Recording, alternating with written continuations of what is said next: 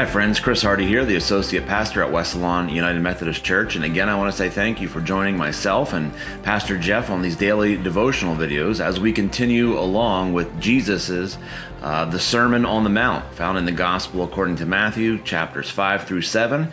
And as we near the end of chapter 5, we find Jesus talking about oaths and swearing. And that is not bad language. It is, swearing upon God, using God's name to make a promise. Which reminds me of a joke I heard one time. What does a liar do after he dies? He lies still. So yes, back to Matthew.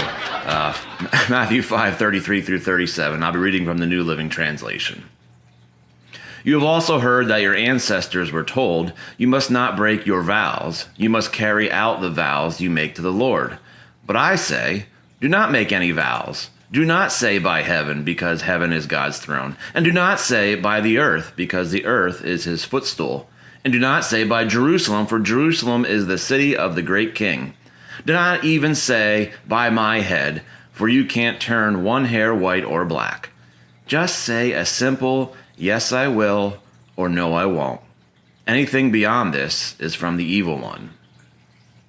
So Jesus is telling his disciples, telling his listeners, he's telling us that just make it simple, make it easy. Make your word count for something. Either yes, you will do it, or no, you will not. Don't hedge your bets. Don't ride the fence. Don't, somewhere in between, and maybe you will, maybe you won't, let other people guessing. Have some integrity, Jesus is saying.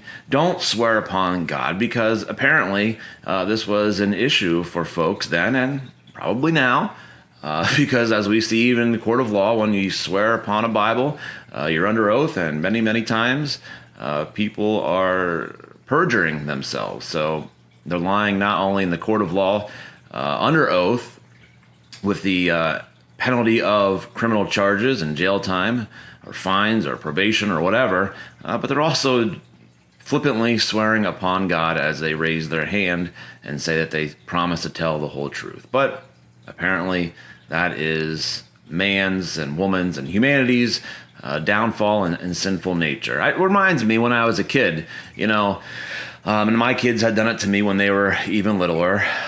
They'd say, promise to take me to a park. All right, yeah, I'll take you to the park later, and we'll go down the slide, and then, we'll ride the swing set, and I'll push you on the merry-go-round, whatever. And then they'd say, how about a pinky promise? Promise you will.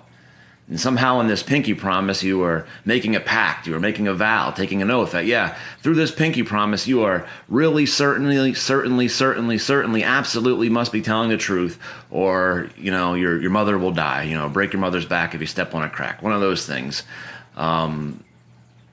It's not necessary to take an oath as Christians.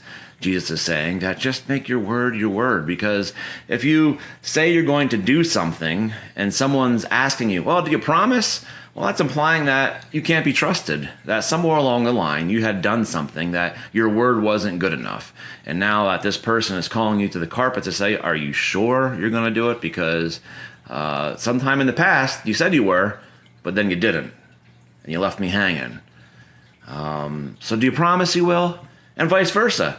If you're saying to someone, yes, I promise I will be there, well then, that in the past you let others down, that your word wasn't good enough, that you misled people and you let them down. So Jesus is quite simply saying, do not swear upon God, do not swear upon the Bible, do not take vows, just say what you mean and mean what you say. If you're going to do it, do it.